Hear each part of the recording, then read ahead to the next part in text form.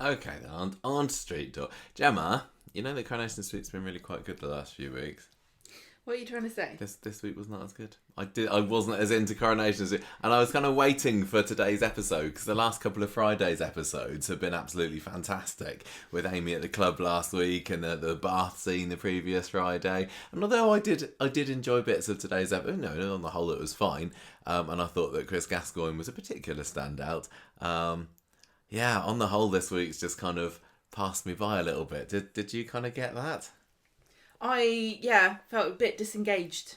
Yeah, disengaged is good. Yeah, I don't know whether it was me or whether it was the programme or what, but I sadly don't think it kept up the same momentum that it's had in the past few weeks. But we'll see what we can do with tonight's episode, see if we can draw something out from it. The other thing with this week is it was one of those weeks where the stories kind of crossed over with each other and intermingled and kind of spaghettified themselves round each other. So it's not made the notes for today's podcast particularly easy in the slightest.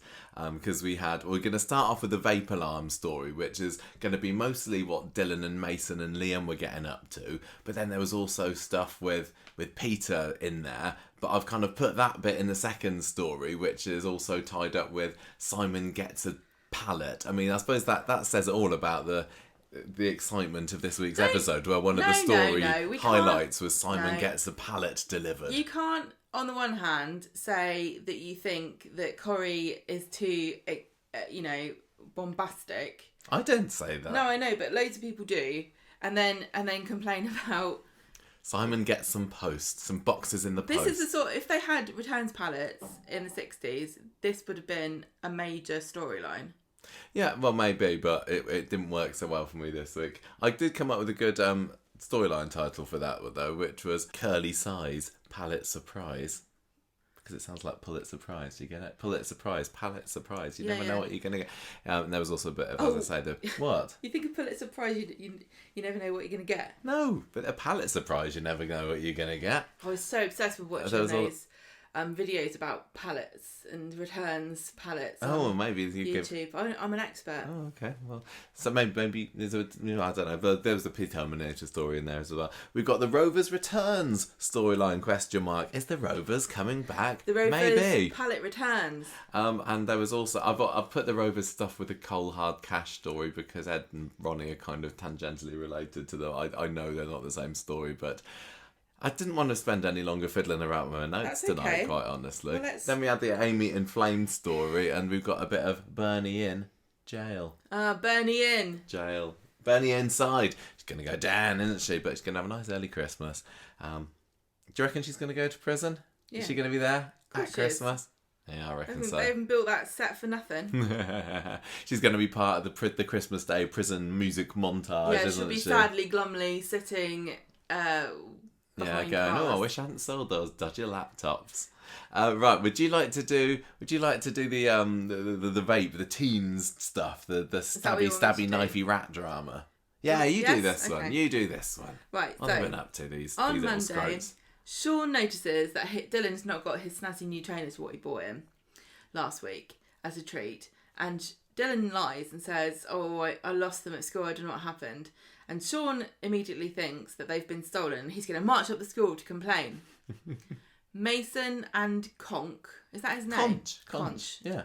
Okay. He's the larger lad. There's different ways of saying. Yeah, no, Conch is his name. Okay. He's his Conch man.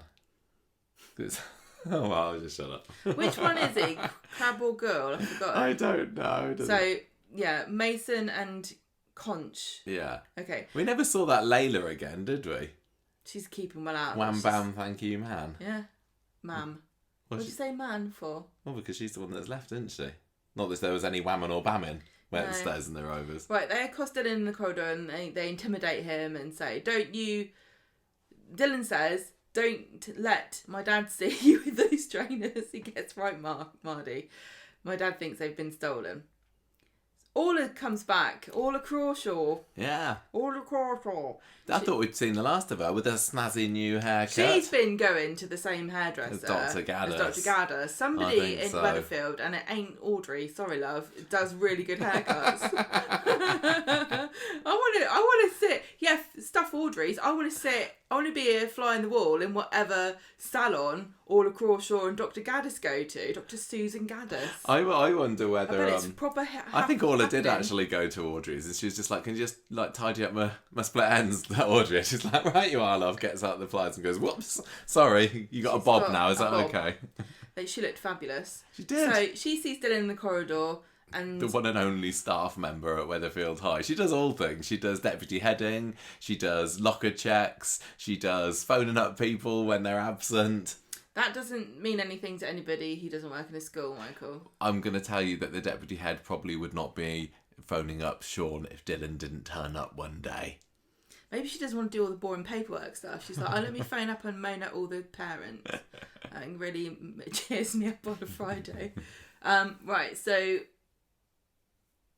There's something about trainers, and Conch says Liam took them. Yeah, no, she We says... said he wants to talk to him about the trainers. I don't know No, what that means. she wants to talk to him about the trainers. I was letting you help me, but you wouldn't. Yeah, because Sean's been marching up the school, and all there's like, hang on a minute. So Sean's marched up the school. Mrs. Crawshaw says, all the Crawshaw. where's these trainers that this bloke's been ratting my ear off all day about? Yeah. And Conch says Liam stole them and they're in his locker, and so she opens Liam's locker and they are in there. What I want to know is, how did they get them inside Liam's locker? Stole his key because he's stupid, probably. Oh, yeah, probably. I mean, this is a open and shut case, isn't it?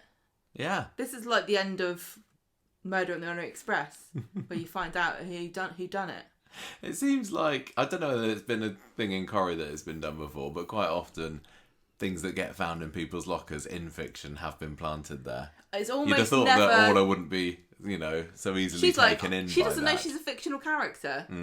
So she's just like, well, don't have to investigate this anymore. Yeah, so I could see if this is true. Got to be Liam, the inoffensive, fairly, dare I say, bland. I wouldn't say he was the smartest cookie. So yeah, I guess he would steal trainers and put them in his own locker.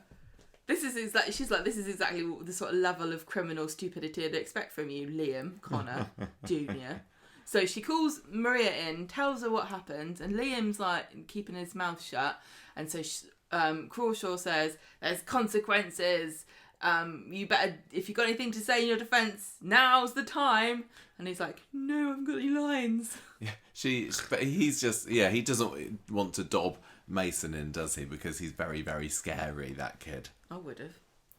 Anyway, back at home. Goody two-shoes. You goody two trainers. I'm not a goody two-shoes. It's just I'm fairly stupid when it comes to people trying to get revenge on me for gobbing off. Everyone knows. You listen to the podcast. Back at home, Gary says Liam's story doesn't add up. Maybe he's protecting somebody like Mason. And Liam says, "I'd rather be expelled than be a grass." There's an awful lot of people, well, maybe two, parents saying, this sounds like something Mason would do. Everybody suspects that Mason, don't they? I know, But Mason's... can't make anything stick somehow. Is he being maligned here? Don't know. It's definitely him. Okay, so Liam goes to his room and Gary says he's going to take matters into his own hands. Gonna drop a roof on him. Gonna drop a roof on him or clobber around the head with a rock. Drag him into the woods. One or the other. Sean and Dylan get back home and Sean tells Dylan he got to stay away from Mason. Dylan agrees, but then he goes and sees Mason anyway. Yeah, It's Mason's like there he doesn't understand loitering English. around outside the corner shop. So he's like, hello, mate. Hooray, we've done it, and Liam's taking the rap. But he hasn't really won anything because he got his trainers nicked back. Yeah, that's true. That's kind of dumb. I suppose this was a way of Mason testing Dylan's loyalty, like seeing how far he could push him. It was a bit of a risk because what would have happened to Mason if Dylan had just said, "No, it wasn't Liam. He's my mate." That's what Mason I think. did. Mason did it. You know this new kid that suddenly appeared on the show who's being a git to everybody. You might be surprised. Like, you know what? You don't get to the top of the Weatherfield High pecking order without taking a few risks here and there. And Mason showed that it's his turned out. Why are they wearing trainers at school anyway?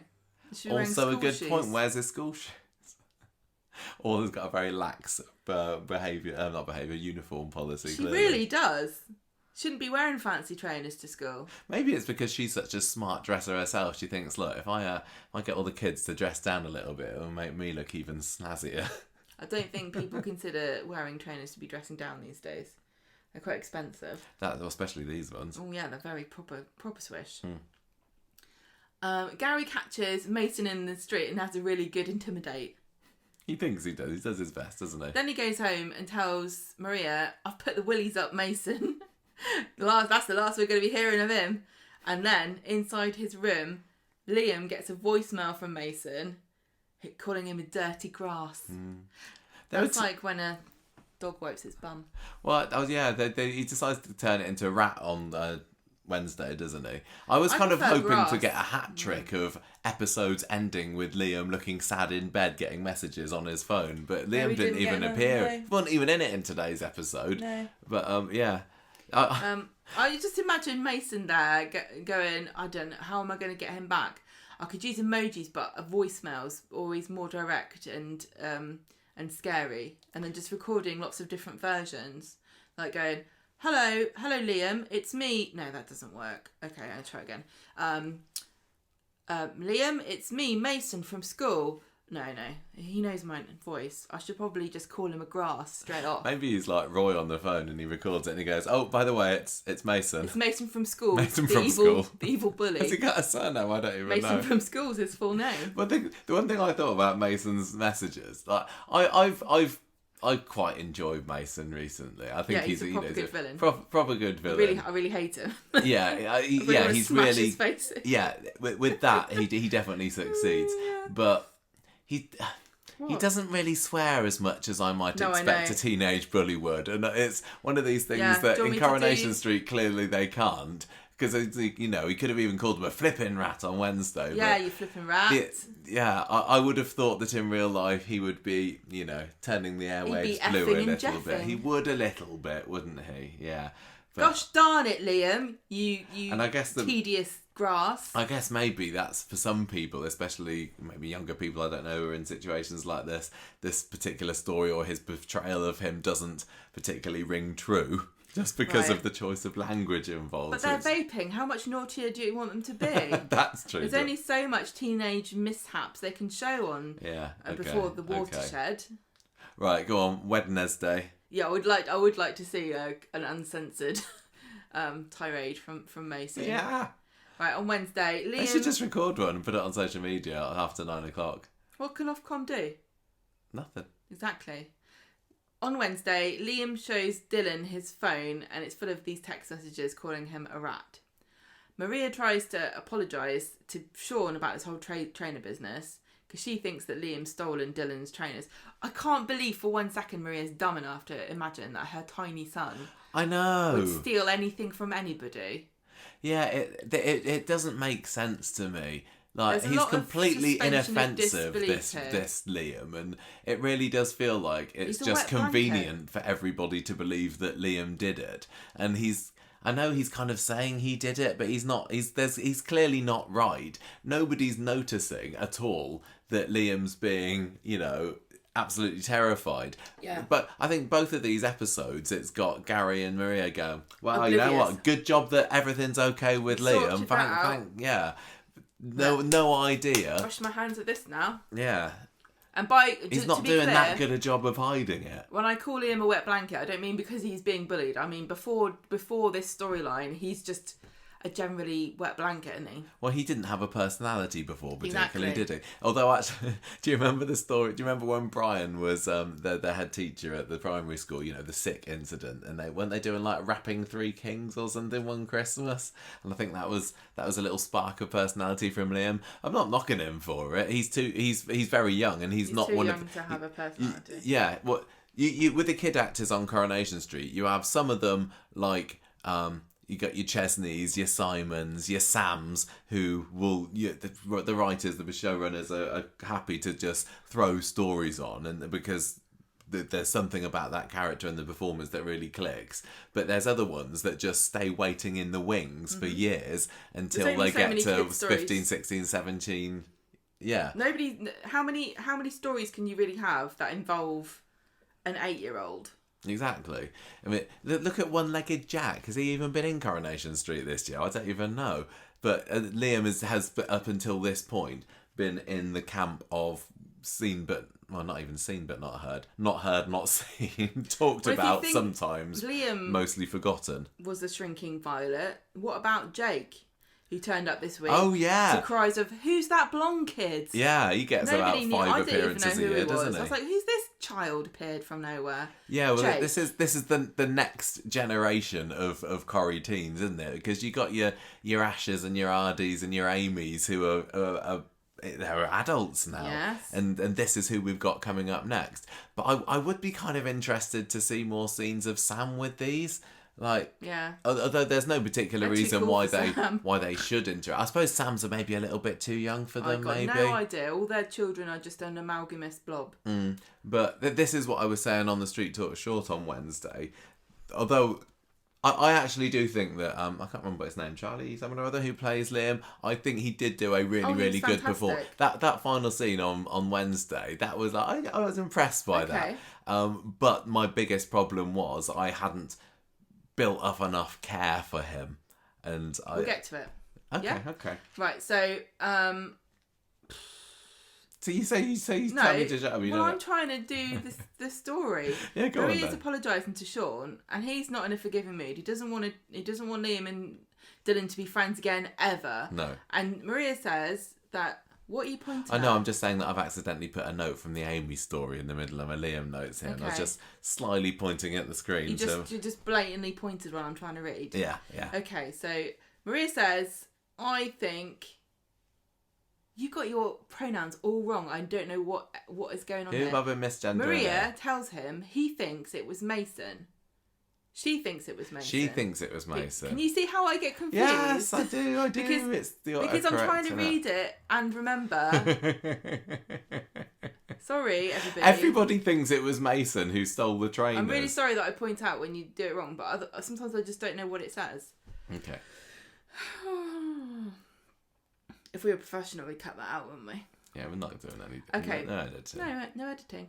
Maria tells him she thinks Mason stole the trainers, and Sean says, that's a load of nonsense. I don't want our sons to be friends. I thought that I'm usually Sean's biggest trumpeter and supporter on it, but I didn't think he was particularly enjoyable at this episode to watch. The fact that he immediately latched onto the fact that of course it was Dylan, and why would it be Mason?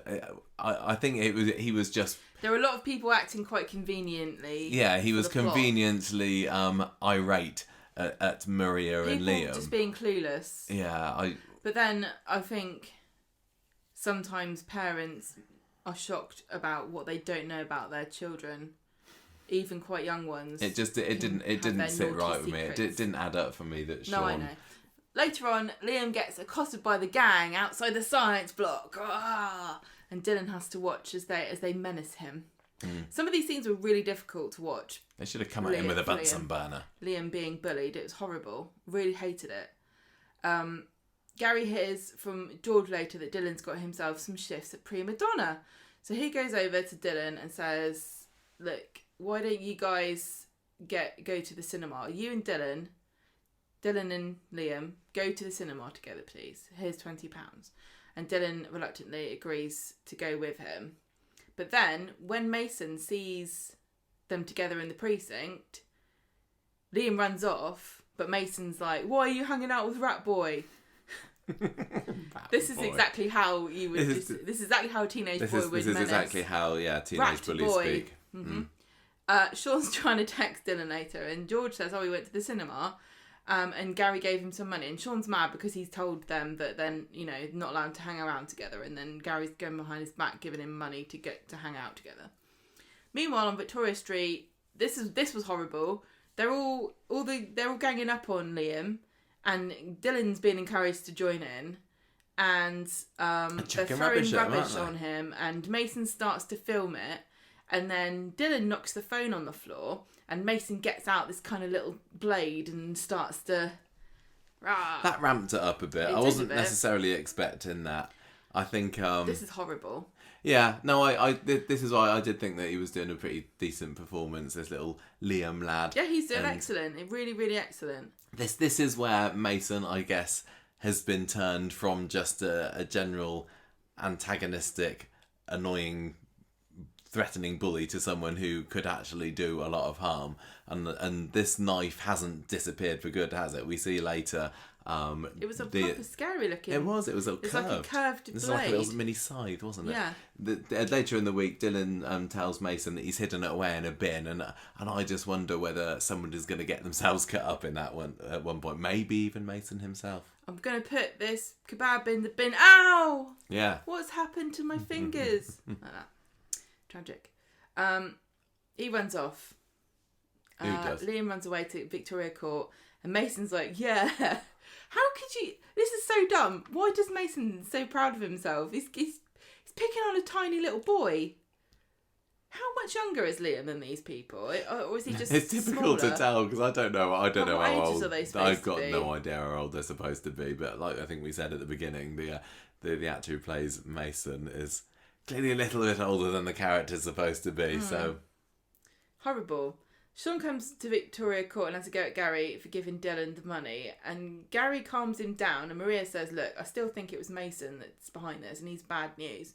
And Gary says, I had a word with him the other day and I think I've put him straight, so don't worry about him. I love Gary's confidence in this. Gary's like, children are easy, you just intimidate them even if they're the same size as you are. Liam tells Jake, incredible reappearing Jake, to remind everybody, Jake is the surrogate son that Gary and Izzy had. Yeah. Tina. Very inconvenient child, isn't he? But he's appeared again to be part of the show because they remembered he existed. Don't tell anybody, he says to Jake. And Jake's like, just don't worry, I'm barely in it, so won't have a chance. Now we get to see Craig Tinker, who's been... Oh yeah, he's been busted back down to PC, hasn't he? That's right, his secondment is finished at CID. Did they literally just make him a detective so he could have something to do during the Stevens story? I really wonder if that's what it does. And also, is this something that the police do? Oh, just have a little try. Like, a bit of a practice detect. Yeah, see if you can find a clue.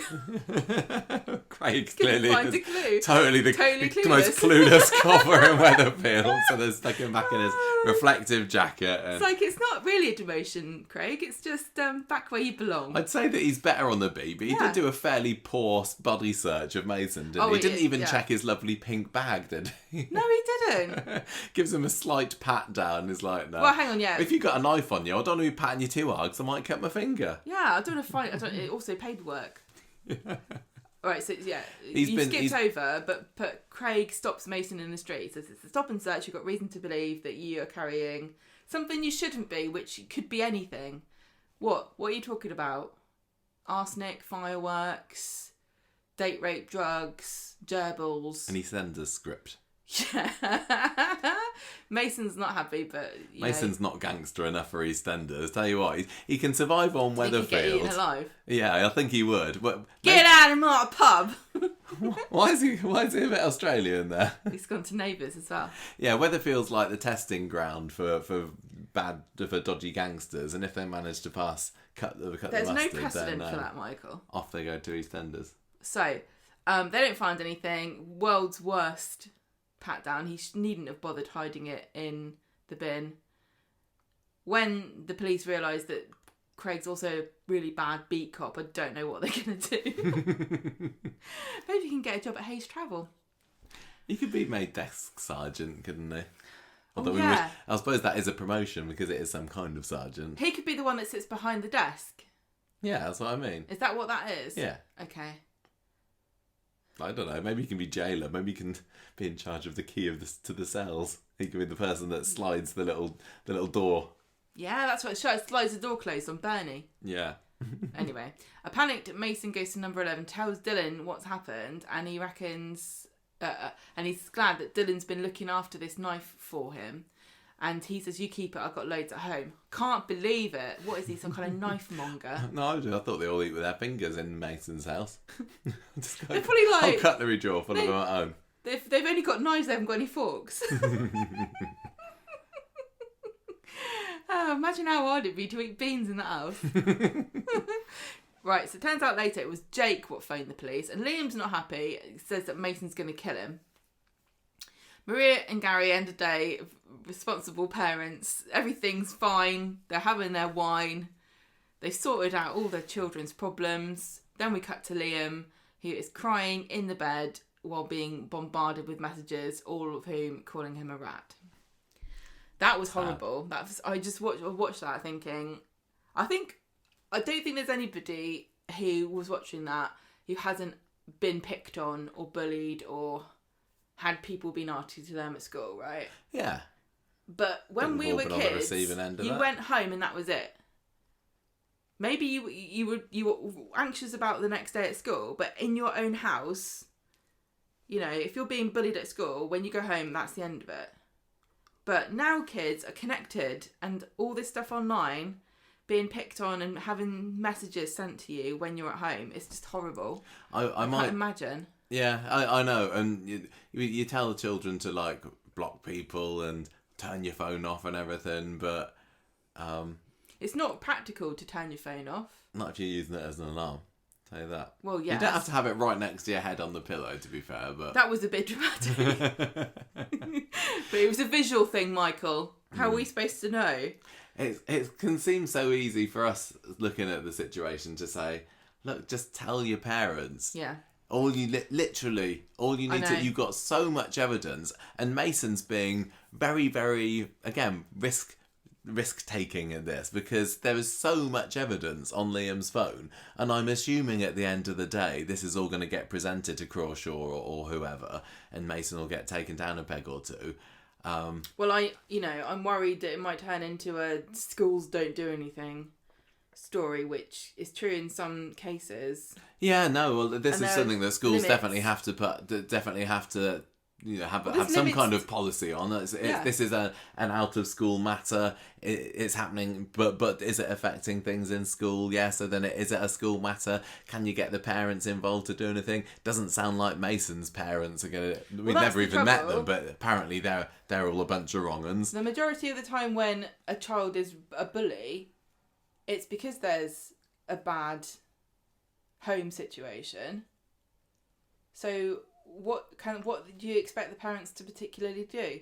And you are limited, you know, for what you can do as a school. Yeah, it's not as easy. No, schools can't control this really at all. The thing is, well, I don't see why people think that schools have more power than parents do. If a parent can't stop a kid from being bullied or bullying somebody, I think that schools do a decent as job as they can giving PSHE lessons about it, and you know, you got your consent workshop that Daniel did at the school, but kids, horrible scroty kids will be horrible kids at the end of the day, especially these nasty teenagers that have had bad role models growing up. Probably in Mason's case, a couple of lessons aren't really gonna make much of a difference to it.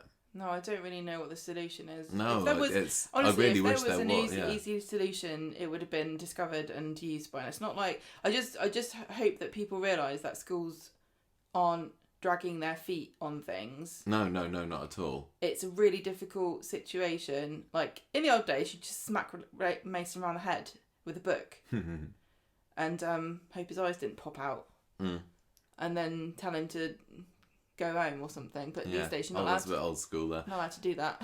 No, but yeah, I did feel I did feel bad for Liam. I was watching that episode thinking I should feel worse than I do at the moment. Well, if it had been happening to Sam, just think that would have been different, I think. Okay. Because I've built up this love and affection for him, but I will hold my hands up and say, looking at the feedback that Wednesday's episode of Corrie got online, there was an awful lot of people for whom that scene hit in exactly the right way it should do. Well, Liam's also got the kind of, he looks like the sad-eyed emoji. He's got a really perfect face for looking tragic, doesn't he? Yeah, he played that scene very, very well. But I'm surprised because I know that you were picked on at school. Yeah. I was picked on at school. So when I'm watching him crying, I'm thinking, oh, that reminds me. Yeah, I know. But it's obviously not hitting you the same way, is it? It didn't for me. Because obviously I've got nothing in common with Liam. I was never bullied. I'm not a little boy. I was never bullied through my phone. No. I didn't have a knife pulled on me or rubbish thrown at my head. So, but I could still. It's the universal emotion, Michael. Yeah, sorry. On Friday, Dev presents an unimpressed Dylan who's starting his job at Prima Donna with a hand-me-down uniform that has got Kathy written on the back of it, and I thought that was fantastic. Mason also thinks it's great, again, but for a different reason. And he says, I'll let you off what you owe me if you give me free kebabs. Then Sean gets a phone call from Crawshaw because Dylan hasn't turned up to school. And Gary's like, they might be here, they might be there. They're probably not in Victoria Gardens because that would be an too obvious place to hide. But they were. They were there having some kind of Thunderbird-esque fashion shoot, weren't they, with Dylan's prima donna hat? That's right. That's what kids get up to when they're take punking up pictures school. With berets. They just take photographs of each other. It's not a beret, obviously. They walk past, the boys run away, and as they go down the road, they knock on the Undertaker's door and hide behind a car. The most hilarious... Japers, aren't they? That was the funniest joke I've ever seen. God, being a kid is so obnoxious, isn't it? Naughty boys. So, then they see Simon, who is filling the boot of a car with all of his pallets. We haven't talked about this storyline yet, but he got a bunch of return pallets, and one of the things in there is a box of vapes. And he conveniently drops the vapes on the floor just to show Mason and Dylan what he's got in this box. Oh no, my vapes! If they drop on the floor, what will I do? These are worth so much money. I don't know why I'm talking to myself. I guess it's because I've got no friends. Shut up, Simon. No, you shut up, Simon. Oh, this is probably why I don't have any friends. Anyway, back to loading the car. Puts this box in there, and Mason's like, we should nick those vapes and sell them. And Dylan's like, I don't think that's a good idea. And Mason says, yeah, we should do it though, shouldn't we? Uses the power of peer pressure on him, and it works. It works very quickly. He says, I'll distract him and you nick them. And then Simon goes into the bistro to get more stuff, leaving the vapes unattended in the boot. And they're like, right, wait for him to come back so we can steal it from him. And he comes back out again. We've got to do it in a way that's going to make him feel the most stupid. You really want to crush his spirit. Steal his vapes. Crush his spirit. Yes. So Mason distracts Simon, and then Dylan nicks the vapes out of the boot and runs away. Sean goes to Gary's flat because he's concerned about Dylan and thinks he might be being bullied at school, and he hasn't noticed because he's wrapped up in his own problems. Then we get Peter, who finds Simon sulking about his stolen vapes. Who would have thought that leaving your car unattended full of goods in a busy crime-ridden road? I mean, it's lucky he wasn't murdered. That's more likely than things being stolen. I suppose he wasn't wrong to think they would be all right. Peter's like, I'm going to find those vapes if it's the last thing I do. So he goes looking in the precinct and he finds Max and Gav just... So we've got Villains Alley. This is the break between stories, aren't they? Like, oh, hello. Yeah. We're just rehearsing our lines for next week. All right. So we've got... Gav was the one that was vaping, wasn't it? I know, naughty. They've got the Villains Alley next to the Undertaker's, but what is this in the precinct? Scroats Alley. Scroats cul-de-sac. That's what? So they are... Scroats Nook. Scroats Nook, yeah. They're hanging out in Scroats Nook. Vaping. And... That's what their retirement home's going to be called. Scroats Nook. Peter's saying, where'd you get that from? And he says, Dylan's friend. Yeah. And so Peter goes to number 11, which is where Dylan lives. And he looks through the letterbox, and it was hilarious because Dylan and Mason, it's like they were like, right, where should we stand? I want to stand within the eye line in case somebody looks through the letterbox and I can catch their eye immediately. He opens the letterbox to like a tableau of two scared boys going, oh no, busted. So he's like, oi, I know you're in there. I'm going to break the door down if you don't let me in. And they're like, go on then. So he does, which is brilliant. He bursts through the door and then he grabs Dylan by the scruff of the neck and Mason legs it I mean, what a coward. Why doesn't anyone confront Mason for being a cowardly bumhole?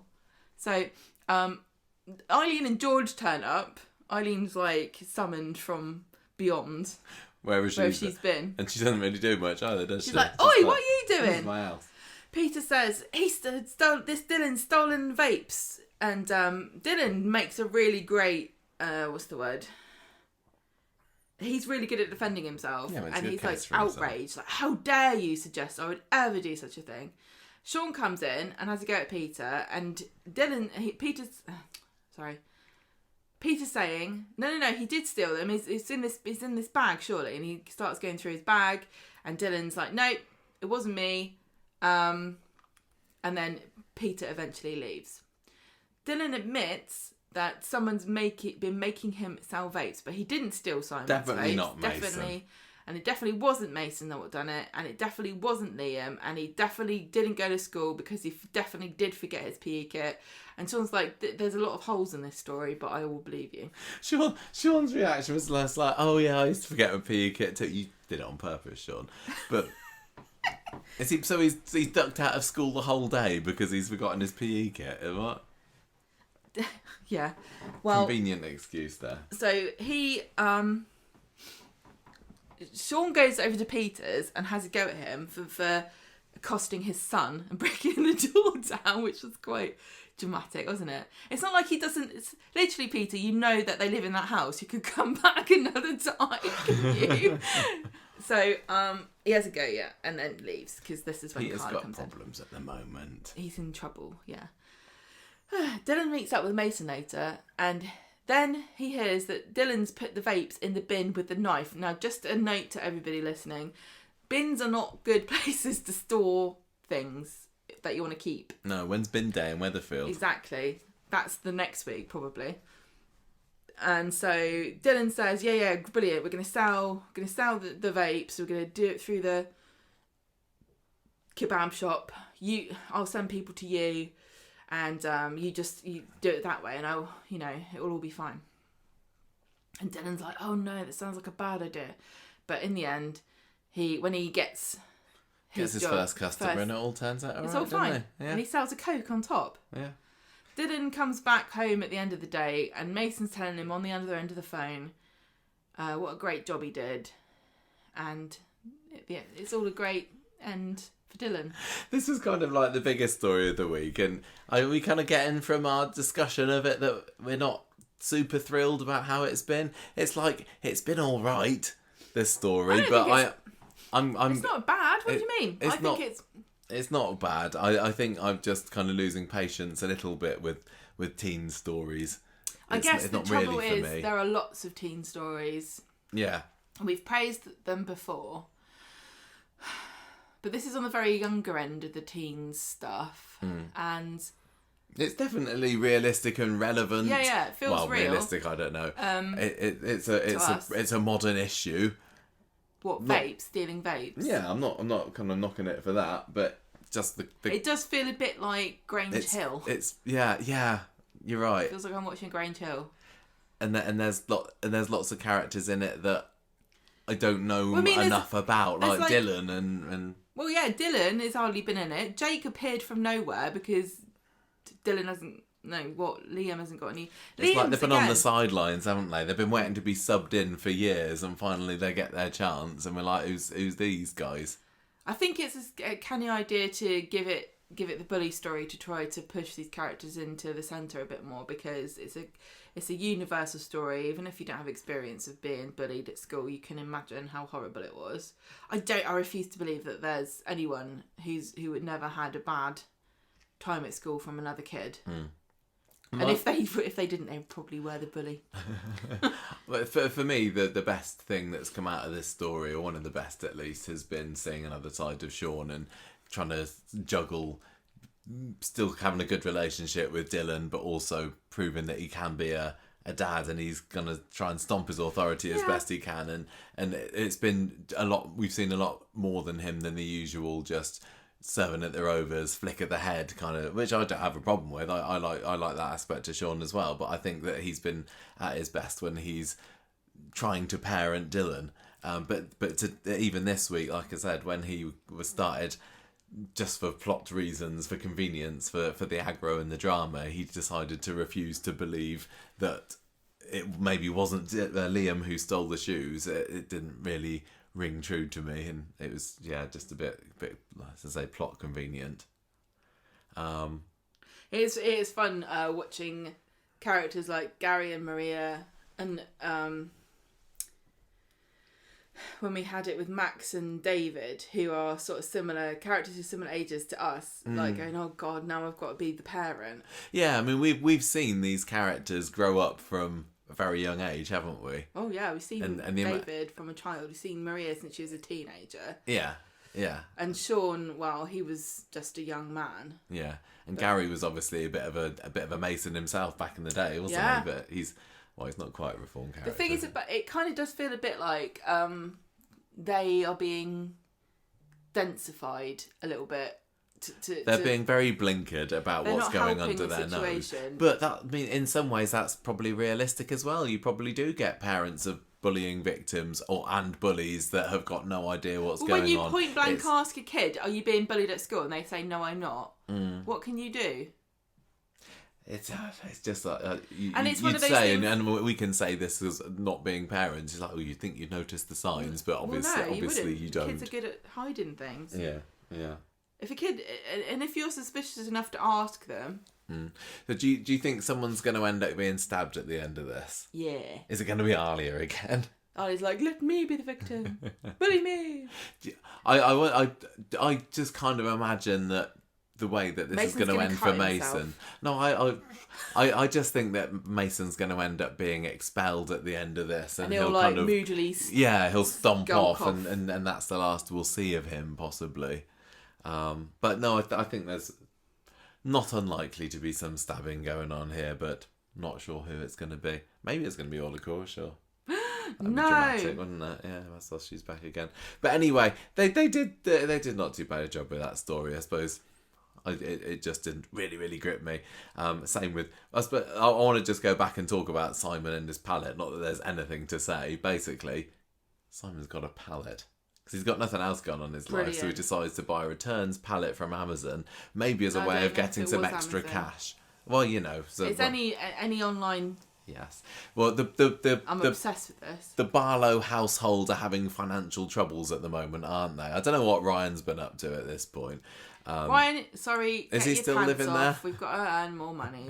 Look what Simon's done.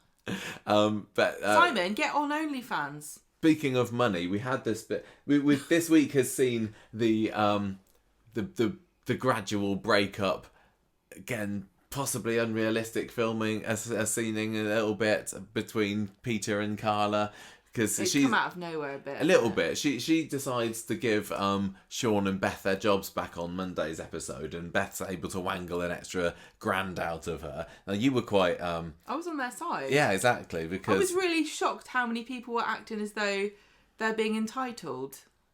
Yeah. What, to be paid? They've not been paid properly, regularly, for a few months by this point, and everyone's being very kind. And usually, I'm against Beth for being narky and confrontational and just nasty, but in this case, it was kind of deserved. How many people I presume they're on a minimum wage here. They're not being paid, a king's ransom to work here.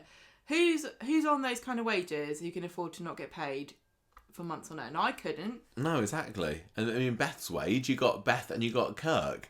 They're not going to be... Yeah, what are they doing? They've got a dog to bring up here, Most people don't have any savings.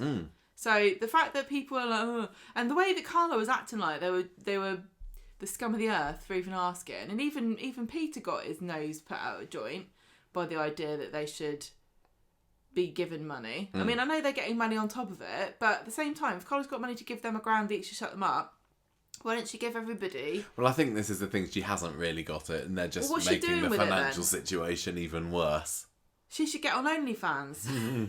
That's my solution. People would pay for that. That's my solution to everything. Everybody on Weathervids should just get rid of the factory. Get your Ovids. And turn it into a brothel. Wednesday we had Leanne finding out about this pallet because it doesn't get delivered to the bistro, and it gives Leanne a chance to cross her arms and get narky, see what she does best. And this is when we Moaning at find out that everybody. the boxes are full of vapes. There was a scene with Peter in Victoria Gardens. Did you see he was looking at the Hayes Travel advert there? Yes, he did. I For told you he was looking at the Hayes Travel didn't advert. you? He's still I thinking said about... write it down because that's still quite significant. Yeah, they're their new Because I think sponsors, that's aren't they? the first time. Well, no, because we had the Argos advert on the bus station today, Yes, we But did. I We had don't- an appearance on Connie and Trevor on the bus stop, didn't but we? I don't think we've ever seen a sponsor of the show appear in a newspaper advert in the show. No. This is probably the first time that's happened. If I'm wrong, let me know. Well, with the other sponsors, like they can have the Argos van drive down the road, and you can have people carrying costas, can't you? You can have them with co-op bags. We were Hayes wondering, there's Travel, only so much yeah. you can do with Hayes Travel. With EE, But is they this- had EE on their Yeah, they had phones the and they route- had the routers in Yeah. their house. But does this mean that people are just going to be looking at Hayes Travel adverts in the paper now? Well, you can just imagine a casual conversation in the Rovers once it reopens. So, were you going anywhere nice on your holidays? Yes, with Hayes Travel, I managed to find a really great deal on a half-term holiday break to Greece. That's amazing. I was looking in the window the other day and they're doing a cruise to New York for 7 nights for $599.95. It didn't feel like it stood out too much to me, but I think it was because No. it was the first one. And when we start to see them, like at the moment, it's a game of Spot the Argos van at least once a week, or who's going to order the Heineken Zero this week in the Rovers or the Bistro. How much can they sponsor? How much can they get sponsored? Do you reckon you'll be able to buy that knife Mason had from the maybe. ITV online shop? So Peter's kind of pining for this life abroad, isn't he? Because he wanted to go on the boat with Carla, and that's kind of fallen You through a can't little escape bit. your problems, Peter. Yeah. And then there was a scene where, what happens here? Simon causing a power outage. Oh, he's trying to. What happens there? He's trying to test all the stuff he's got off this pallet. Oh yeah, that's right. And Yeah, he's got a load of dodgy blender, blenders, hasn't he? Yeah. And he plugs it in and it ruins. Think of all those beautiful homemade meals that are in the freezer that are in danger now of defrosting that Carla's made them with her own fair hands. There's a scene at the end which is kind of sweet with Leanne and Peter, who we kind of have to remember how they were in a relationship back in the day. And he tells her that he has good days and bad days, but today's not such a bad one. But he does have a fairly bad one on Friday. Well, We've hang already on. talked about him knocking down the door in number 11. Well, this is where it gets set up also on Wednesday that they're going to try and flog these vapes at a market stall that Peter's friend Yeah, I has. probably should have just done this story first, but never mind. Sean tells Peter, he lets it On drop Friday. on the cafe on Friday that he and Beth are getting this extra payout. Peter's not happy about this because he knows that Carla hasn't got he said he What has it thinks got that to do Carla with hasn't him? got. What do you mean? It's got a lot to do with It's him. her business. He has no idea what she's got. I imagine it's affecting her take home pay though. I just think it's none of his. But if it's her business, he doesn't. He should stay out of it. He certainly was not right to go in and tell everybody what he did. No, I guess that was quite out of order, marching into the factory. The and fact that he thinks he knows making a big better show than of it. Carla about what she should do with her business, that infuriates You got to me. cut him a bit of slack then though, hasn't he he? Because he is explains that he's suffering having- from his post Yes. Stephen murdering I guess- traumas. Yeah, I'll give him slack there, but up until that point I was going, who the hell do you think you are telling Carla how to run a business? She's perfectly capable of running it into the ground herself. She's been doing it for years. So this is where Carla and Peter have their little spat, don't they? And Peter says, "Oh, Carla, you never care what I say, No, hang anything. You on. don't care what I think." No, before then, What? Peter walks into the factory Yeah, and well, I tells thought we said everybody, and then... Everybody, he tells- meaning Izzy, who's the only one that seems to be working on Friday, because I everyone don't else has know- disappeared off for an early dart for the weekend. I don't know what happened here, but it was quite funny that Beth and Sean extorted money from Carla to turn up to work, and then they had to keep telling everybody on Friday that they weren't there for perfectly reasonable reasons. Yeah. Anyway, then we get the bit. So Peter and Carla are having a fallout. And then Simon gets his vapes nicked, like we said before, and Carla walks in on Sean having a go at Peter later. She's able to calm Sean down and convince him maybe not go to the police for Peter kicking your door down. And then there's just this lovely scene with Peter and Carla where he starts talking about all the flashbacks that he's having, and he's doing such a good job of repressing them appearing on screen as well. Well done, Peter. I tell you what, he's taken one for the team. That's why he's acting out in other ways. Yeah, that's true. Everyone else just has a flashback to help deal with their problems. Everybody else Peter can't. Has funny camera things and like sound effects, and I just hear kicking doors down. Do you think, you get some people that have got that condition where they can't visualise things? Yeah. Was it aphasia or something, is it called? Maybe Peter's got a rare soap condition that he can't have flashbacks. He's going to go to the counsellor, because Carla talks about, go and see a psychologist, and Peter's like, I don't know whether it'll be any good. Can you imagine him there sitting on the couch and the counsellor's like, hey, are you having flashback? This is a perfectly healthy way to deal with it. He's like, I can't, I've been trying. On screen what happened to you. And if you can make the edges blurry and a bit dark and make it more grayscale than normal, it'd be quite handy for us to tell that it's a memory. Yeah, you can imagine him really, really concentrating there, trying to make a flashback just to hear it. And then maybe he gets a little blip, and then she's like, well done, you're cured. You're one of us now. No, he can't do it, and he leaps up and just kicks the door down. Anyway, they end up having a lovely hug at the end of the scene, don't they? She promises to stick by him, and she forgives him for having a go at her earlier, and she loves him. And Chris Gascoigne, again, doing a superb job, crying his eyes out. He's just completely and utterly broken by the fact that he killed Stephen Reed, and he can't forget it, and he can't forgive himself. And I love how they're still holding on to this part of the story, and it's not just like, oh, I killed him, oh well, guess get on with my life. Well, that's what Toya did. Just move on. Yeah, this is showing that Peter has got a bit more of a conscience than Toya. What? No. She's better adjusted. She has her own flashback. She didn't need him. Oh yeah, she did, didn't she? She had a whole week of flashbacks before she even killed him. No, that was flash forwards. Wow, there you go. See, superior.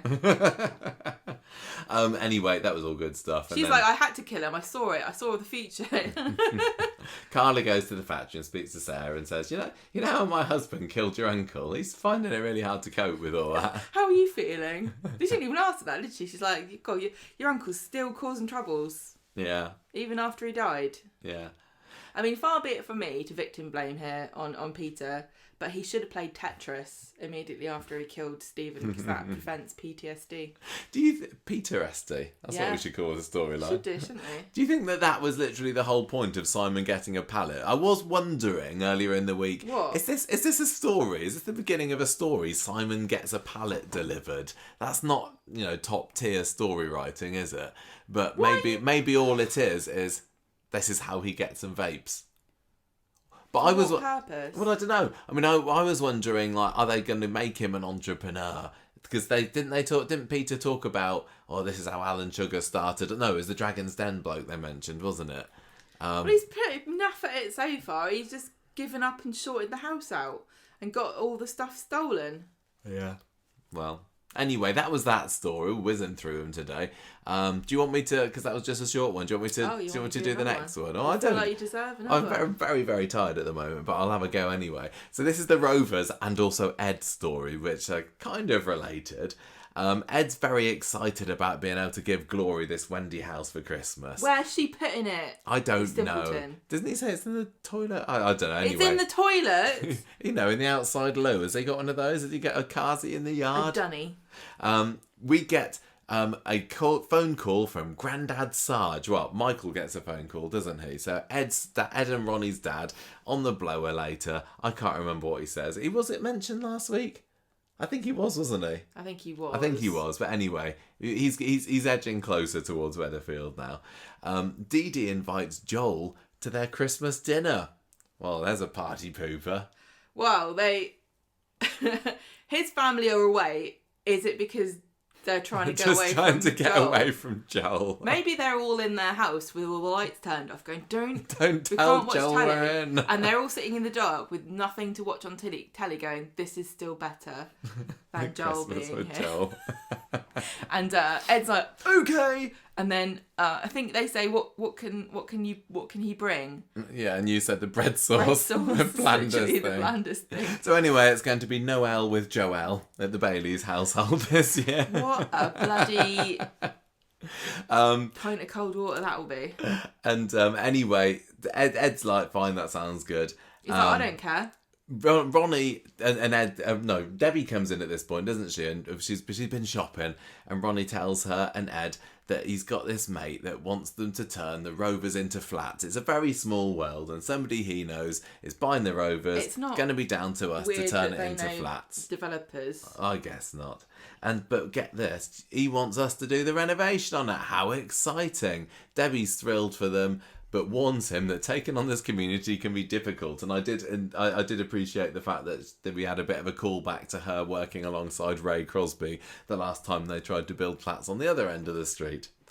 She's also saying to them, you do realise that it's not actually as big in real life as the plans say it is. Yeah, that's a good point. And Ken's going to want his front room back for the toilets. I want them to be digging up and renovating the Rovers and then just discover the snug. Like, hang on a minute, there's a door here. Ronnie, what's this? It's not physically possible. There's your Doctor Who crossover. The Rovers is actually a TARDIS, isn't it? So Ed tells Michael about Joel coming around for Christmas, and Michael says, well, we're going to have a visit from Grandad Sarge ourselves soon as well. I'm looking forward to seeing him. I hope Sarge tells Joel to get bent. Why are you dating my amazing granddaughter? She deserves better than you. You're the most boring man I've ever met in my life. Jenny, later on, confronts Ronnie about the conversion, and she's like, oh, we've got so many special memories. Doesn't Glenda confront Ronnie with Jenny behind her? Oh, yeah, sorry, that's right, that was right. Glenda's really fired up. Jenny seems to have, well, by this point in the week, she's just resigned herself to the fact that corner of her life, that book of her life has been closed. But Glenda's not ready to give up without a fight. So she goes and had a go with Ronnie, and he says, well, there's been lots of people interested. If we didn't do it, someone else is just going to snap it up anyway. But he ends up relenting and says he'll talk to his mate. It's feeling like they're trying to maybe bring back a little bit of the Ronnie and Jenny relationship, because wasn't this the scene where Jenny says, oh, we've got so many special memories there, and Ronnie's like, oh, I don't... do you remember our night or whatever it was? And the fact that he has a bit of a fallout with Debbie over the fact that he's not renovating the Rovers is making me wonder / Jenny worry needs to let that bed cool down. That Ronnie's going to be making moves on the Genster soon. She's not good at picking them at the moment. No, she's really not. They either die or they kill people. So Ronnie finds Ed in the builder's office later and says, oh, Dad's coming to visit. Ronnie says, well, there wasn't enough room for us. There wasn't enough room for him at our house with me and Debbie there. So sorry, looks like he's going to have to stay with you. We get the idea that Ronnie is the golden child in Sarge's view, which is going to make Ed feel even worse at the moment, because he knows he's going through something that, if it ever came out to Sarge that he was back on the gambling again, that's not going to go down so well. So what does he do? He goes and gets it. Well, he tries to go to the bookies, doesn't he? But then he sees Michael walking down the street and decides to go and chase after him. After all, instead, I mean. And he's like, "Hey, what? I bet you." Get it? So, what? Sorry, I was just rubbing my eye. I missed that one. So anyway, Wednesday. I think this is when we see Craig back in his copper's uniform again, isn't it? And Jenny and him meet outside the Rovers for the weekly ginger convention, and they look over the street and say, oh, wouldn't it be sad if the Rovers became flats? Ronnie's there listening on, thinking, oh, sorry, that sounds like my fault. This is why I think that he maybe changed his mind about doing it, because he wants to seem like he's the hero in Jenny's eyes, the one that's maybe stopped the bulldozers. Do you think they'd knock the building down and build new stuff? Or do you think they'd turn it into flats? How many flats, realistically, could you get? You're not going to get many flats in there. 2? Yeah, I reckon 2. So I think they're wanting to build up. Yeah. So there's enough room in the yard for a Wendy house. I was a bit confused with the new 2 extra characters we had in this storyline. So we've got Ed's budgie killing mate, haven't we? Who's this man? How do you know he killed a budgie? When did that come up? No, it came up with him and Michael, because Michael was saying, oh yeah, I remember him he killed my budgie once, and then they just kind of laughed about it. Why and would it got you- brought up a few times. Just like, oh well, these things How happen. did he do it with like a shovel? Oh, I don't remember. I don't remember what they said. But anyway, he's coming over because he wants to help install this hoist for Paul and Billy in the bathroom, and he's basically wants his money, doesn't he? Oh, all these greedy, grasping people want to get paid for their labour. I know. It just really annoys me at the moment. I don't think Corey's realised that they're making out that working class people expecting to be paid for doing work is some kind of daylight robbery. Yeah. This is like the problem. The focus really is on middle class business owners instead of working class people, because it really felt as though we were seeing Beth and Sean asking for money from Carla's perspective rather than from their perspective, and now we're seeing Ed's perspective of this man saying, well, you know, I did a job, where's my money? Yeah, you're right. You're supposed to be like, we got two characters how here terrible. who are they're holding the purse strings, yeah, aren't and we're they? supposed to feel bad for them that they can't pay people that they're still expecting labour from. So they go over to Where's the Paul's class flat. They go over to solidarity, Paul's Coronation flat. Street? And Ed says to this bloke, sorry, look, I'm not going to be able to pay you. Oh no, Paul says to Ed, sorry, I can't pay you until my disability grant comes through. And Ed kind of has to say through gritted teeth, oh, no, that's fine, Paul, you are dying after all. And I do not understand that when you're a small business, you do have to get paid before you can pay other people, but the point stands here that it's all coming at once. Yeah, it is. They have a nice little exchange about, oh, sorry that you're not doing so well, Paul, and I'll be able to help you if you need to. Just call me whenever. So that was lovely.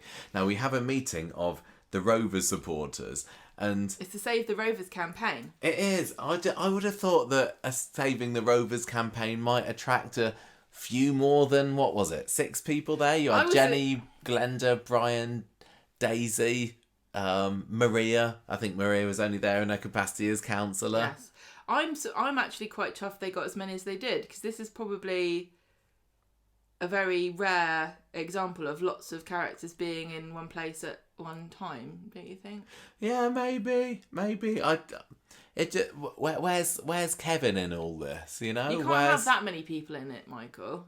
It I just know. gets silly after a while. It just feels like I think 6 quite is a good few number. characters seem to have Yes, given it's up always the on the same thing. Rovers. It's always the same. Even we said it on the Rovers final night when Ken and Rita were in there, and Ken was having a few little memories of the good times in the Rovers, but he didn't seem as bothered. Michael, What? you didn't even want to go to your own birthday party this year. How That's can you true. complain about people not going to a meeting to save a pub? Daisy comes into the pub and says, I've just seen some official looking bloke going into the Rovers. Could he be a buyer? Maybe it's a ghost. Glenda's all for going over there and trying Beating to him put up. them off. Jenny says, look, hold your horses. I don't know whether this is worth it. If we're going to do anything, let's put together a plan of action first. Daisy says, I'm going to take the lead and be all calm and cool and collected to them. And then Debbie wanders in, wanting to know what's going on. She's not happy with the idea that they're trying to do something that could mean less money for Vinny, I suppose. What happens then? We just end up working our way towards that lovely speech that Jenny gave. I can't remember what happened in the meantime. Well, they're saying, I don't think this is going to work. Yeah, this is when the Baileys and this potential buyer comes into the cafe, don't they? And they have a bit of a confrontation, but then they end up back at number 3. Well, no. And Ronnie then puts the guy off of it. You called him Vinny earlier, didn't you? Yeah, I did say Vinny. I was like, I thought it's I don't mean Vinny, I'm thinking of Vinter Morgan. Ronnie. So Ronnie puts him off and says that it's gonna making this into flats is just gonna lose money. Yeah, And he's like, okay. He didn't need much convincing, did he? But why? Yeah, I know. But why would he be lying? Why would you, if you're this man and you've asked a man to help you? Yeah, but at least stay for a cup of tea, just to be civil, you know. Dunk a few custard creams I don't like to tea. show there's no hard I feelings. don't like tea out. It's never as good as at home. So Ed finds out that this money from this guy that they thought they might have coming in has now been snatched away from them. So he gets out Norris's card, which he clearly didn't cut up last week. And he's got a wallet full of money later, so he's obviously been making good use of things his that he Norris found. card. Yeah. Ronnie finds everybody in the shop later, all the pro Rovers lot, and says, well, you know what, good news, I've convinced this guy not to buy. Debbie is not happy to hear this news. Ronnie says, no, look, seriously, the Rovers is dead important to the people around here. Jenny's the best landlady in Manchester. Okay, this is what I'm thinking. It really feels to me like this is building up to him making a pass at Jenny, or Jenny, you know, if Ronnie saves the day, possibly, is Jenny going to be so grateful to him that she takes him upstairs? Do you think that could happen? I wouldn't say it's out of the question. I agree. So Budgie Killer isn't happy later when Ed says, sorry, you can't have the money today, but I swear it's going to be tomorrow. Yeah, and just to be clear, he's not hassling him for like gambling debts or drug money. He just wants to be paid for installing a hoist into Fall's flat. He is owed this money. He's owed this money. But because they've kind of made him up to look a bit of a scruff bag, haven't they? And he's also killed a budgie. Yeah, that says this is a bad guy. Yeah, he didn't even eat it. You can understand it if he was hunting it for food. So towards the end of the episode, this is where we had the Daisy and Jenny scene, which is that this is the bid for the NTA recognition. Yeah. Gale at the window speech, wasn't it? Gale at the window speech. I thought that Sally Ann Matthews and Charlotte Jordan were both super during this, and I really felt for Jenny. I wasn't too convinced on the script, but it was true that you know what Jenny was saying about pubs are disappearing all over the place at the moment. This place is so special. It was a little bit of a, this is the heart of Coronation Street, the programme that we're in. Yeah, it didn't connect to me. It felt a bit blank, but like you said, and I agree with you, Sally Ann Matthews performed it really well, but the script felt really obvious and not very artful. Yeah, I can't remember what it was about it, but Wednesday's script as a whole, there were bits of it where it just went, what? It didn't fit right. I think some of the stuff that I wasn't happy with Sean was on that episode as well. But yeah, it's not very often that we say specifically. No, this scene felt like it could have been more than it actually was. I mean, it ended up on the positive note with Jenny saying, "Oh, we're going to fight for this. Let's get our pub back," which was lovely. But yeah, anyway, it was an all right scene. Yeah, there you go. And Daisy had a lovely coat and hair during it. She had hair. Lovely bobbly hair. So Friday, they've kind of come up with ideas of how are we gonna get to convince the bank to give us the money for reopening this pub. The problem remains that, and this has been pointed out many a time on social media, that the Rovers was not making a profit, which is why they originally had to sell it. Yeah. And why they were struggling. I just get a feeling that whenever it does open again, it's going to be suddenly fine. They're not going to have any money problems. No, it will all just run completely smoothly. So I guess in a way this felt like I don't think this is actually the show acknowledging the fact that they needed to actually make money and a profit with this. They're trying to make a business plan as to why they should be able to buy the Rovers back. And Daisy's plan is that you can order your drinks with a rotary phone. Yeah. Or have sushi, which one is of them old-fashioned phones with a cable, as she said. Yeah. Have sushi, which is a worse idea than Toya's wasabi peas. Quite frankly. Do you not think that Weatherfield sushi? Just whatever they hooked out of the canal that morning.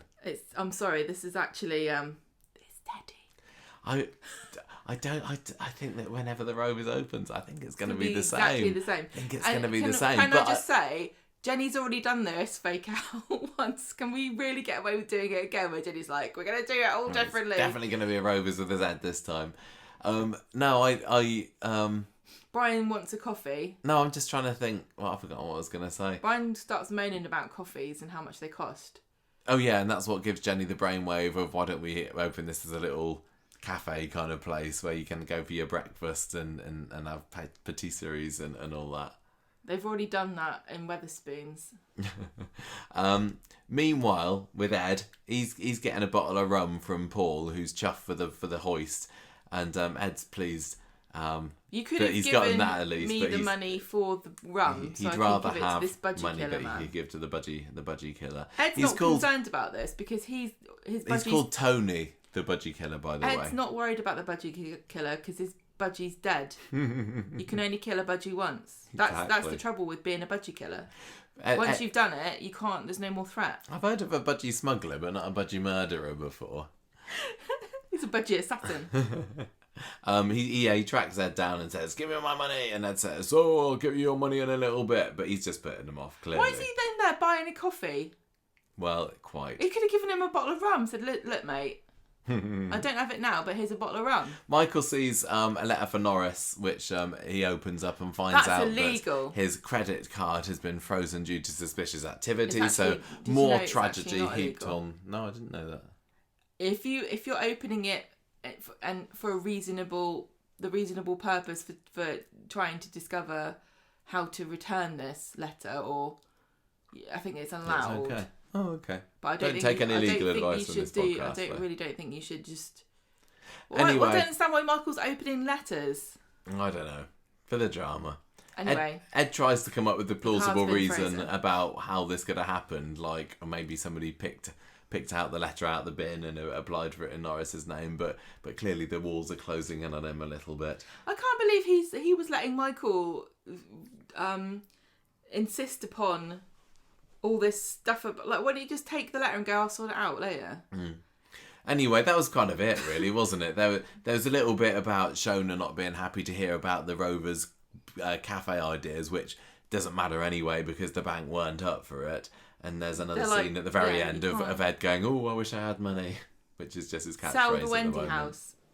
Yeah, I got that. Sell the Wendy house. Maybe you will, and Paul Glory will have to have no Christmas present. Sell the Wendy house. Brick up the toilet. And make that the Wendy house. Yeah. The little toilet hut outside. She can play in that. What's so Kids bad don't about mind. that? I've played It's like in worse they prefer the places boxes as a to the child. actual toys sometimes, don't they? It's like a bit of being a cat. Yeah. How are you finding We've already likened cats to children on this show before. How are you finding the Bring Back the Rovers story, Gemma? Is it inspiring? Is it capturing that heart of the essence of Coronation Street for you? Or is it just feeling It's like so tricky. it's an inevitability? They really Not really much drama here. It's really hard. It's really hard. It's just no way to create real tension with this because if it was something like Jenny's not going to be the landlady anymore, then that's different. Because there's a real danger, as we've said before, of them getting rid of. They could get rid of a character far more easily than they can get rid of one of the very few original pieces of the show. Like, the heart of Coronation Street is literally a row of terraced houses with a shop at one end and a pub at the other. And that was what it was for many years. That was the original thing. That's what it was based on, Archie Street, all those years ago. They're never going to get rid of the corner shop, and they're never going to get rid of the Rovers, and they're never going to get rid of the terraced houses. No. It's just not going to happen. I mean, they're more likely to get rid of the corner shop than they are the Rovers. I suppose what they want the viewers to be thinking of. I wonder how this is going to work, and also is there a possibility that there's going to be a shift in management? Well, not if... And I'm somewhat interested in how it's going to work, but I just can't fight the feeling of, does it really matter because it's going to work? We know it's going to work, whether it comes from Ronnie or Jenny or just drops out of the sky. I mean, doesn't what necessarily it would have matter been at the end of the day. more. Maybe it would have been more tense if they had a rivalry, and say, for example, Glenda was like, "I'm going to buy it. I'm going to sell my Little Big Shots franchise. I'm going to buy the Rovers."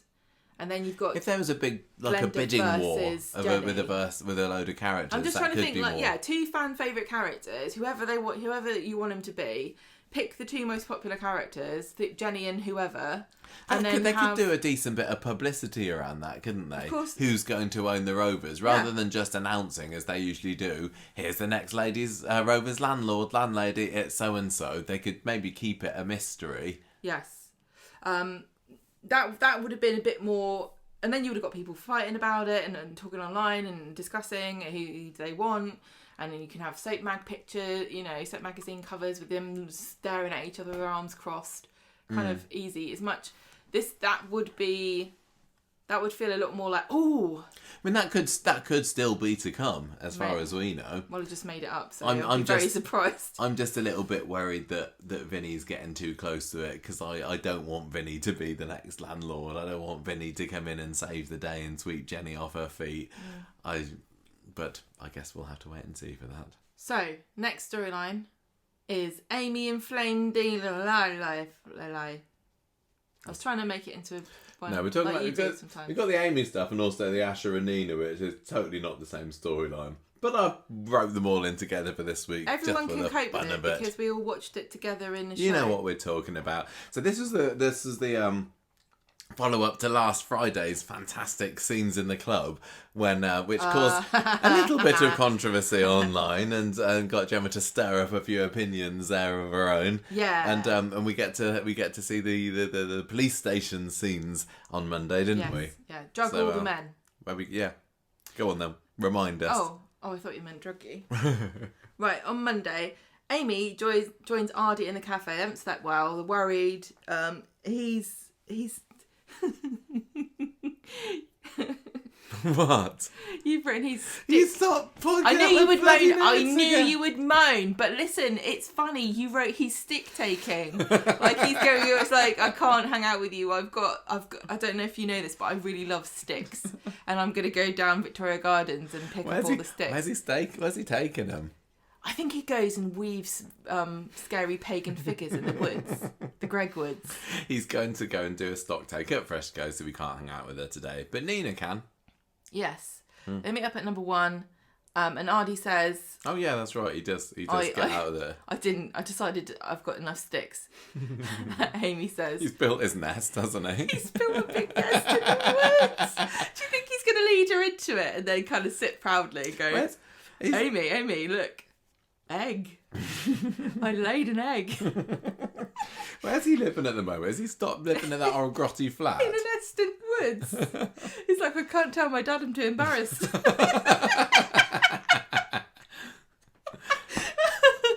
he was applying for fresh goes, where's your address? Big nest. Made it myself. Anyway, Amy's happy that he's hanging out with her, but then there's a knock at the door and it's Swain.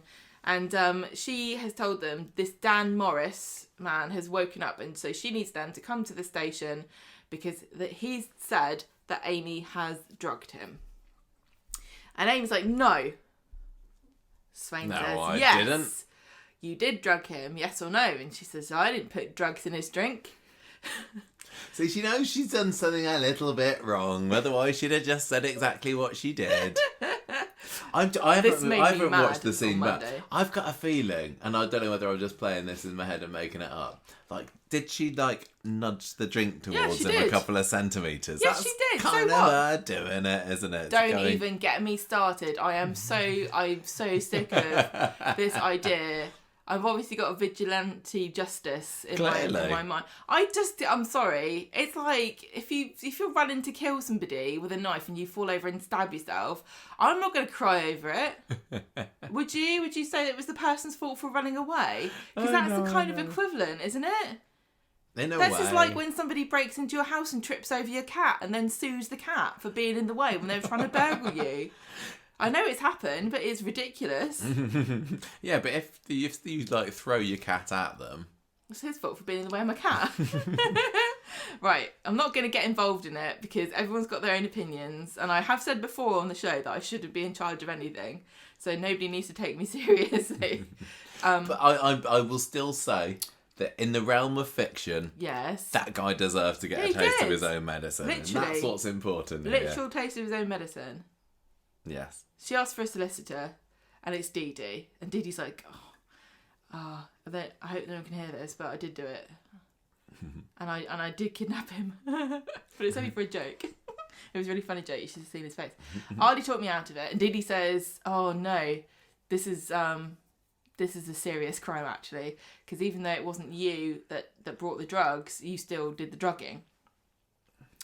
Ardy is with Swain, and she's interviewing him separately, and she's telling him, you got to consider what you're saying, don't lie to the police, it's not going to go well for you. Then they speak to Amy again, and they're saying to her, how come you left the club and you said you were taking him to the hospital, but it took you 2 hours? And Amy's like, Ardy was trying to show me his nest. He took me to the woods. She says they got a bit lost. They put the wrong address in the sat nav. I mean, what the hell? Hospital. we got to the maternity hospital, and they said they couldn't help us. And then Ardy started asking questions about egg laying. Anyway, we got the wrong address in the sat nav, and Swain says, "Oh, that's not what Ardy says. He said you stopped for a bit because he thought he was going to be sick." And Dee Dee says, "Look, if they wanted to harm the man, they wouldn't have taken him to the hospital." If I was Dee Dee, I'd say, when was the last time a man voluntarily said he got lost? There's no way he would admit to this. Of course, that's what happened. I think Dee Dee here at this point is thinking, I'm going to have to resort to that old chestnut again, but I don't. What? I think it's kind of obvious that there must be many times when this time has had to be accounted for, and obviously it's probably quite believable to the copper that they were going to do something, but they then bottled out of it and then decided to do the right thing. But Dee Dee's having to say, oh, well, you know. Well, there's two things, aren't there? There's what you did and what the police can prove. That's why I keep saying, well, I don't even know why Amy said anything. A man goes into a club with drugs on him, date rape drugs. He comes out of the club unconscious, having taken the date rape drugs. Nobody needs to say anything. You didn't need to say anything. What are they going to prove? There's literally nothing they can do about it. If they haven't got Amy's CCTV... just being quite kind of bold about it, and she doesn't really think that she... done anything wrong. She does in a way, but she doesn't care. She still thinks this guy deserves it, and she's so fed up with the fact that the police have been constantly, in her eyes, not doing enough. She just wants... She doesn't want to stay quiet about it. They seem to be able to investigate this crime quite well, but the thing that happened to her is, it's too hard to prove anything. So, yeah, Dee Dee is trying to explain that's just ignore that time gap.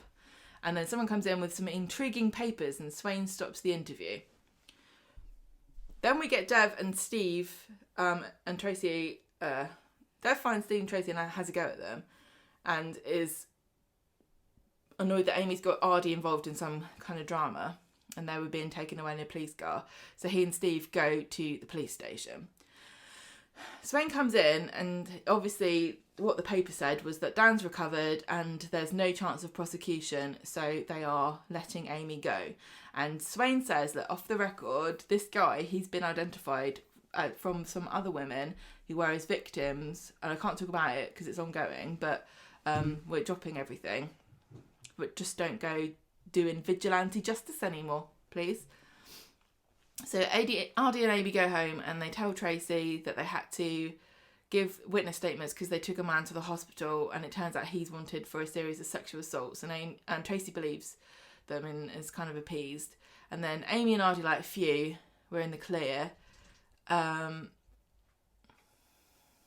They go for a snog, don't they? Oh, they start to kiss each other, but then Amy has an Aaron flashback, which is why Peter couldn't have any flashbacks, because the flashback team were doing this week. She pulls away and she says, "Look, get off of me. I just I can't deal with it." Just as Dev and Steve walk into the lounge, and Steve's like, "What are you doing?" And Ardy's like, "Sorry."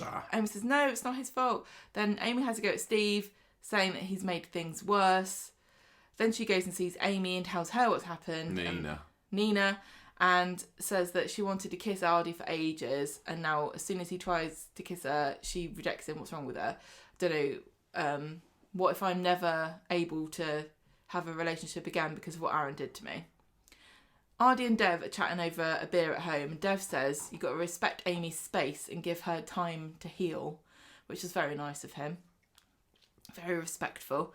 Ardy catches up with Amy outside Roy's and says, "Sorry about earlier, maybe we should just be friends. I'm not ready for a relationship either."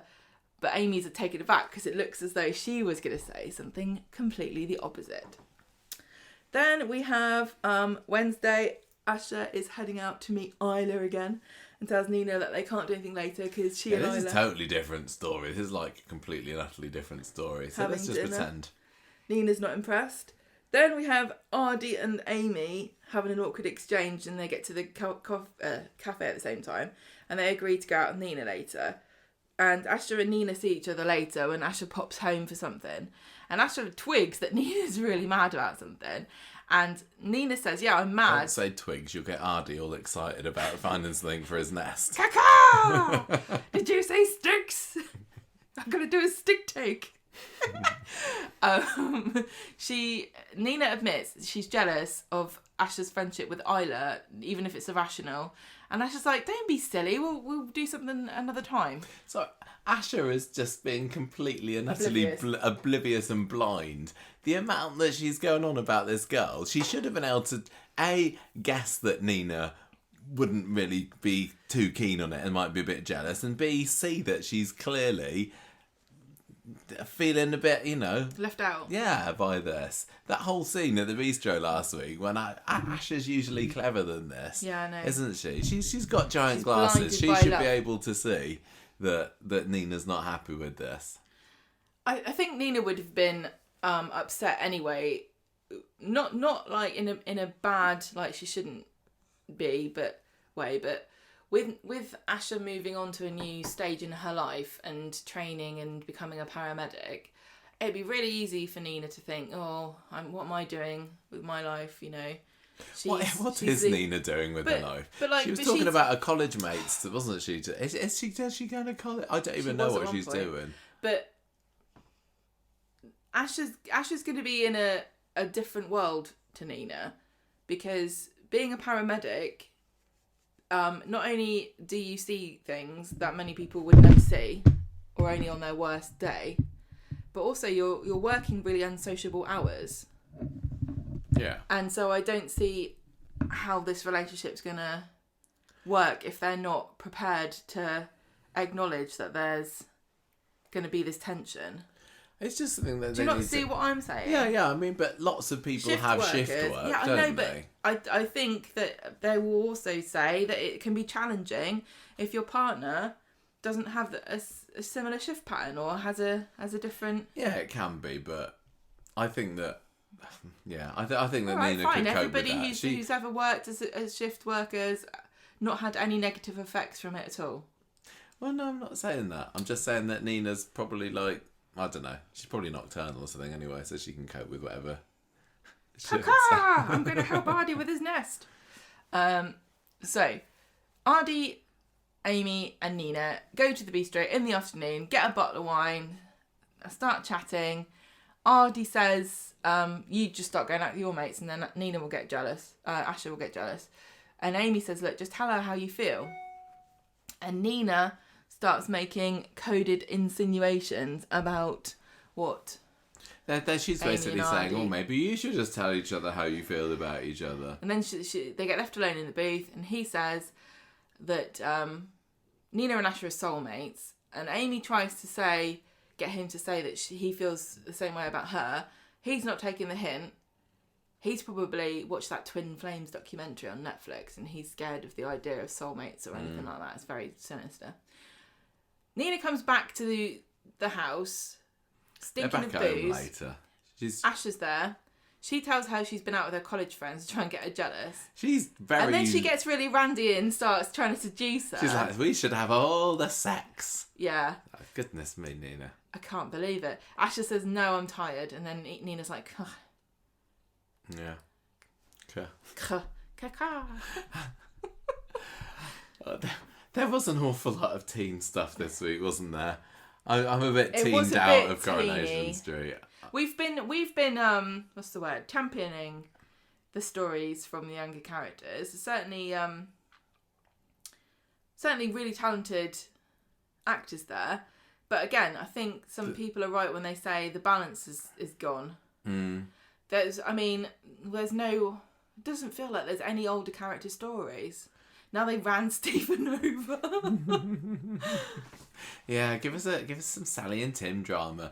They're not as old as Stephen. No, I know, but like with Tim, we were starting to feel a bit sorry for him with all the flashbacks he'd been having over being locked up in Stephen's boot, and I don't think we've even seen him since then. Maybe Peter could get some flashback lessons off him. Oh yeah, he'd be perfect, wouldn't he?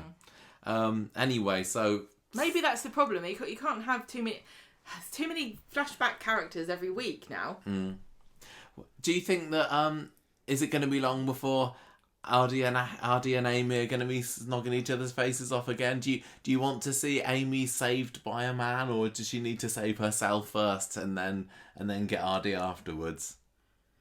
What does that look like on screen? I don't know.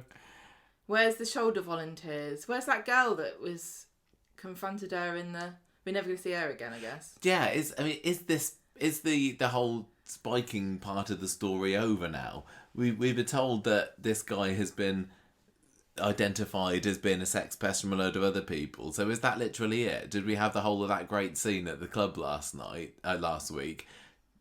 Just so we got a couple of interview scenes on Monday. I almost always find the aftermath of the big stories, especially if it involves police, not so fun as the event itself. In a way, this proves Amy's point.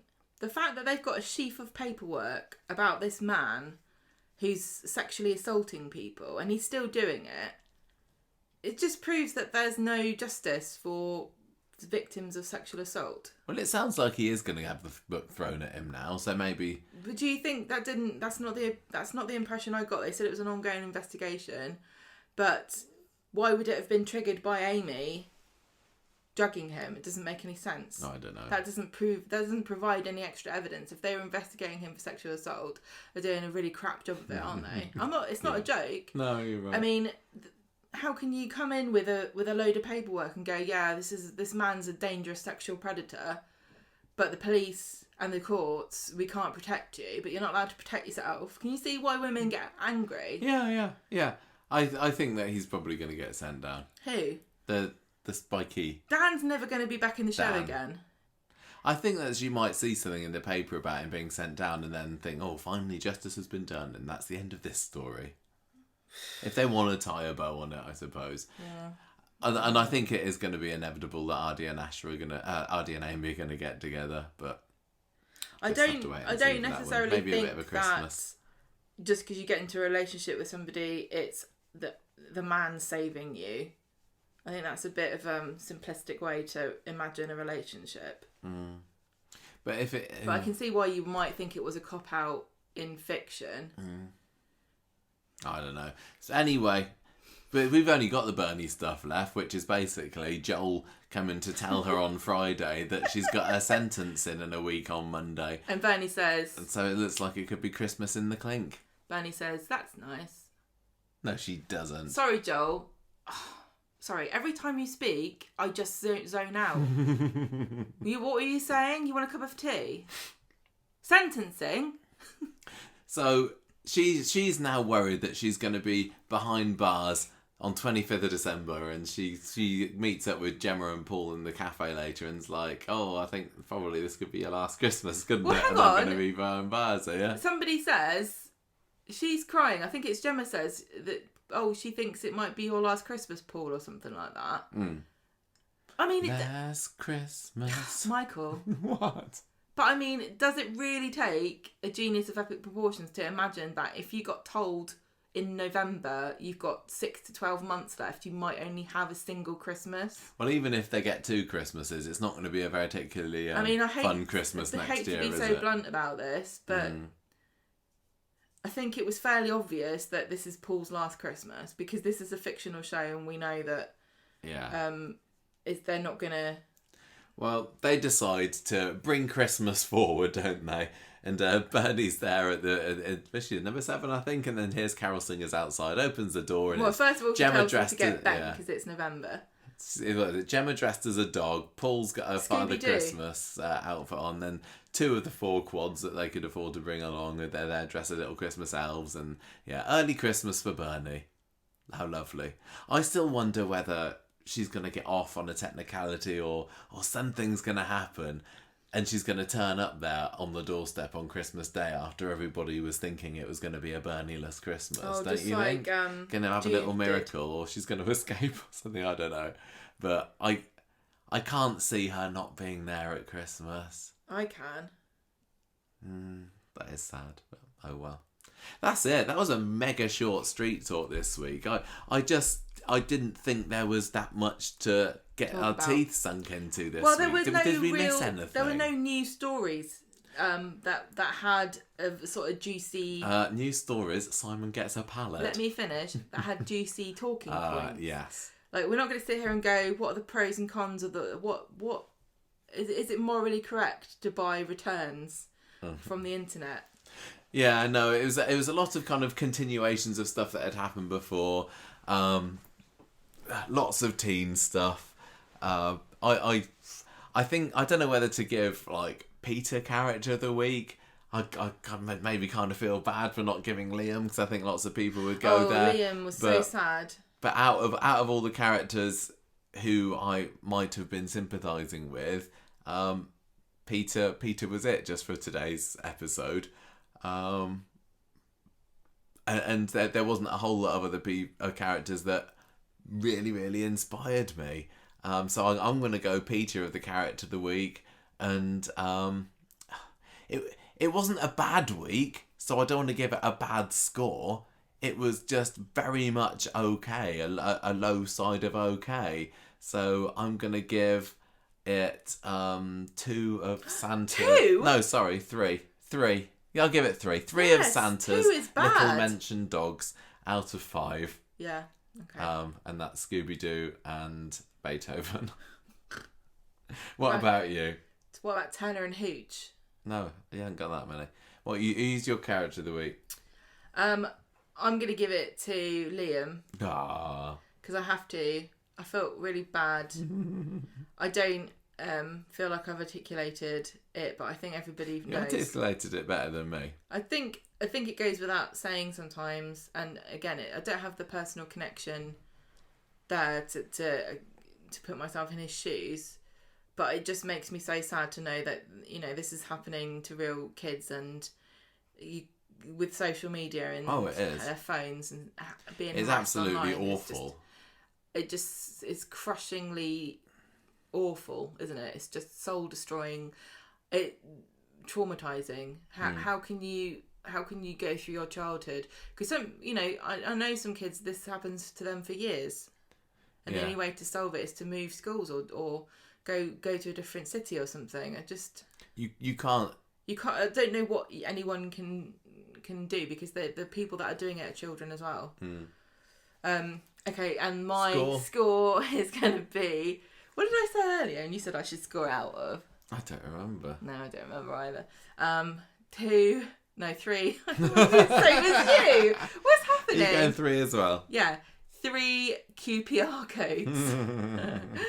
Okay, if anyone else got anything out of this week if that we didn't... If anyone else has got anything else to say... Any discussion points that we didn't mention, it's fine. which is Michael, quite possible, let us know. It's too long, the podcast. It doesn't need to be... Who says that? Everybody tells us. It just felt us. all we did was say what happened and didn't have much to say about it. I'm sorry about this on this week, everybody. But maybe next week will be better. So this is your invitation to get your running and your cleaning done in a faster time than normal. Very true. Shall we end it there?